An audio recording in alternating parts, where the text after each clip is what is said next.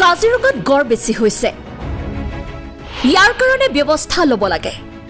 নহলে অষ্ট্ৰেলিয়াৰ দৰে অৱস্থা হ'ব অসমতো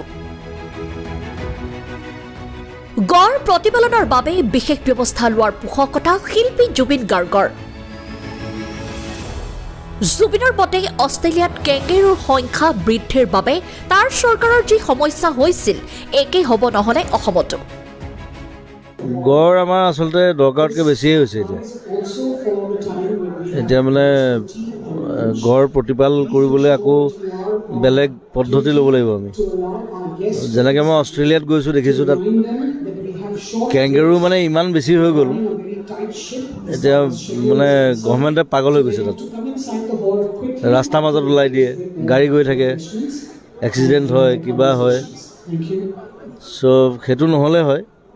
কিন্তু গড়টো থাকিবই লাগিব আমাৰ গড়টোৱে মেইন আমাৰ গড় হত্যাক লৈ সাংবাদিকে সোধা প্ৰশ্নৰ উত্তৰত জুবিন গাৰ্গৰ মন্তব্য যে